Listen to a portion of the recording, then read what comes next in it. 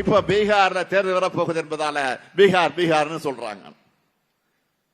பீகாருக்கோ ஆந்திராவுக்கோ திட்டங்களை ஒதுக்க வேணாம்னு நான் சொல்லல. எங்களை ஏன் புறக்கணிக்கிறீங்கன்னு தான் நாங்க கேட்கிறோம். தமிழ்நாட்டுக்கான புதிய சிறப்பு திட்டம் உண்டா? இல்ல. தமிழ்நாட்டுக்கான புதிய ரயில்வே திட்டம் உண்டா? இல்ல. ரயில்வே திட்டங்களுக்கான நிதியாவது அதிகம் கொடுத்திருக்கிறாங்களா? இல்ல. சென்னை மெட்ரோ 2ஆம் கட்ட பணிகளுக்கு நிதி உண்டா? இல்ல. பெஞ்சல் புயலுக்கு இழப்பீடு உண்டா? கிடையாது. மிக்ஜாம் புயலுக்கு இழப்பீடு உண்டா? அதுவும் கிடையாது. மதுரை எய்ம்ஸ் மருத்துவமனைக்கு நிதி உண்டா? கிடையவே கிடையாது. ஒருங்கிணைந்த கல்வி திட்டத்துக்கு நிதி இருக்கா? இல்ல. குடிநீர் திட்டத்துக்கு இல்ல. வீடு கட்டு திட்டத்துக்கு இல்ல. எதை எடுத்தாலும் இல்ல இல்ல இல்லதான். இதுக்கு பேர் பட்ஜெட்டா? நான் கேட்கிறேன், இதுக்கு பேர் பட்ஜெட்டா? மாண்புமிகு நிதியமைச்சர் நிர்மலா சீதாராமன் அவர்களே, தமிழ்நாட்டை சார்ந்தவர் என்பது பெருமையா இல்ல தமிழ்நாட்டுடைய வளர்ச்சிக்காக நிதி ஒதுக்கிறது பெருமையா? கொஞ்சம் யோசிச்சு பாருங்க. உங்களுடைய மனசாட்சிக்கு இதை விட்டு விடுகிறேன். இந்த கேள்வியை கேட்டு நான் இத்தோடு விடுகிறேன்.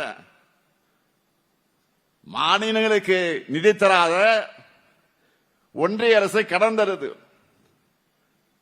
அது வட்டி இல்லாத கடனா? வடக்குல நடக்கிறது ஆட்சியா இல்ல வட்டி கிடையா? அப்பா தன் பிள்ளையோட படிப்புக்கு உடைக்கு உணவுக்கு பணம் தராம கடன் தரேன்னு சொல்ல முடியுமா? அப்படி கொடுத்தா அதுக்கு பேரு குடும்பமா? கேட்போமா மாட்டோமா? மாநிலங்களை ஒருங்கிணைச்சு ஆட்சி செய்கிற ஒன்றிய அரசானது மாநிலங்களுக்கு நிதி வழங்காம கடன் தரன்னு சொல்றதுக்கு பேர் ஆட்சியா? இதுதான் கூட்டாட்சியா? இதுதான் அரசியலமைப்பு சட்டம் இப்படித்தான் சொல்லுதா? சட்டப்படி ஆட்சி செய்றீங்களா இல்ல உங்க இஷ்டப்படி ஆட்சி செய்றீங்களா? இந்திய பொருளாதாரத்துக்கு முதுகெலும்பா இருக்கக்கூடிய தமிழ்நாட்டை தொடர்ந்து வஞ்சிக்கிறது ஏன்?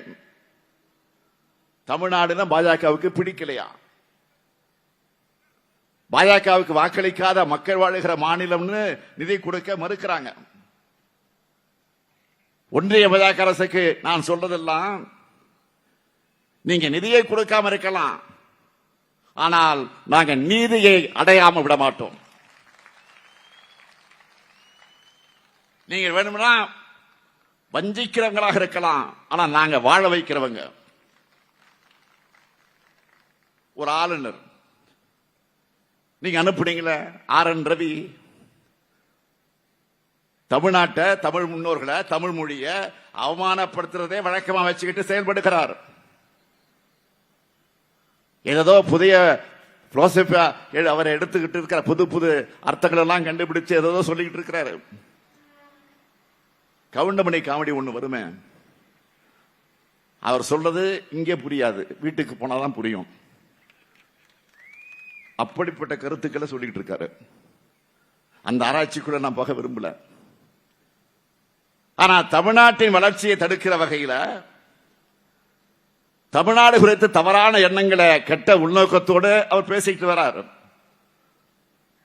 தமிழ்நாட்டிலிருந்து நிறைய தொழில் நிறுவனங்கள் வெளிமாநிலத்துக்கு போறாங்கன்னு எந்த ஆதாரத்தோடு பேசுகிறார்? அப்படி போகணும் என்பதுதான் அவருடைய கெட்ட எண்ணமாக இருக்கு. தமிழ்நாட்டுடைய வளர்ச்சியை ஒன்றிய அரசின் பொருளாதார ஆய்வறிக்கையை பாராட்டுது. ஆனால் ஆளுநர் ரவியினுடைய பாராட்டு நமக்கு தேவையில்லை. ஒரு மேடையில் என்ன பேசுகிறார்? பெண்களுக்கு பாதுகாப்பான நகரமாக சென்னை இல்லைன்னு சொல்றார். அதே ஆளுநர் ரவி அவர்கள் இன்னொரு மேடையில பாதுகாப்பான நகரம்னு சொல்றாரு. இப்படி மாத்தி மாத்தி பேசுறார். பாதுகாப்பு இல்லாத மாநிலம் ஆளுநர் சொன்னத